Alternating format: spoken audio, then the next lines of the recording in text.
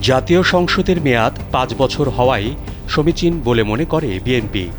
সংসদ নির্বাচনে প্রতিদ্বন্দ্বিতা করার ন্যূনতম বয়স কমিয়ে ২১ বছর করার বিধান চায় না দলটি।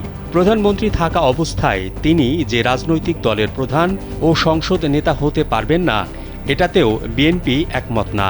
কারণ এটি সংশ্লিষ্ট রাজনৈতিক দলের সিদ্ধান্তের বিষয় বলে মনে করে দলটি। আইনসভার নিম্নকক্ষের সংখ্যাগরিষ্ঠ সদস্যদের সমর্থনে প্রধানমন্ত্রী মনোনীত হওয়ার বিধানের সঙ্গেও একমত নয়। তবে সংসদের দুজন ডেপুটি স্পিকারের মধ্যে একজন বিরোধী দল থেকে মনোনীত করায় দলটি একমত। একই সঙ্গে উচ্চকক্ষের একমাত্র ডেপুটি স্পিকার সরকারি দলের বাইরে থেকে নির্বাচিত হোক, সেটাও চায় বিএনপি।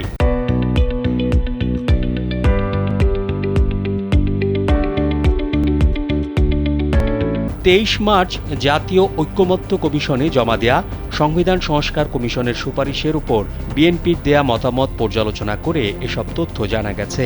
ওই দিন সংবিধান কমিশন সহ ৫ সংস্কার কমিশনের সুপারিশের ওপর মতামত জমা দেয় দলটি। সংবিধান সংস্কার কমিশনের সুপারিশের উপর বিএনপির দেয়া মতামত পর্যালোচনা করে দেখা গেছে, প্রস্তাবনার আইনসভা অংশে বিএনপি নীতিগতভাবে একমত হয়েছে যে দ্বিকক্ষ বিশিষ্ট একটি আইনসভা থাকবে। তবে উভয় কক্ষের মেয়াদ ৪ বছর করার যে সুপারিশ করা হয়েছে, সেখানে বিএনপি বলছে মেয়াদ ৫ বছর হওয়া সমীচীন হবে। প্রস্তাবনায় বলা হয়েছে, বাংলাদেশ একটি বহুত্ববাদী, বহুজাতি, বহুধর্মী, বহুভাষী ও বহু সংস্কৃতির দেশ, যেখানে সব সম্প্রদায়ের সহাবস্থান ও যথাযথ মর্যাদা নিশ্চিত করা হবে।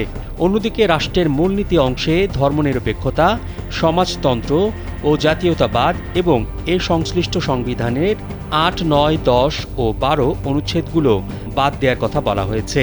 এদিকে বিএনপি বলছে, অনুচ্ছেদগুলো পঞ্চদশ সংশোধনীর আগের অবস্থায় ফিরিয়ে নেয়াই অধিকতর যুক্তিযুক্ত। সুপারিশে বৈষম্য নিষিদ্ধকরণের সীমিত তালিকা বর্ধিতকরণ, জীবনের অধিকার রক্ষায় বিচার বহির্ভূত হত্যাকাণ্ড ও গুম থেকে সুরক্ষা নিশ্চিতকরণ, জামিনে মুক্তির অধিকার অন্তর্ভুক্তকরণ এবং নিবর্তনমূলক আটক সংক্রান্ত বিধান বিলুপ্তির কথা বলা হয়েছে। এর সঙ্গে দ্বিমত জানিয়ে বিএনপি বলছে, প্রস্তাবিত সুপারিশ অপ্রয়োজনীয়। মোহাম্মদ শাহাবুদ্দিন মাহতাব, কালবেলা।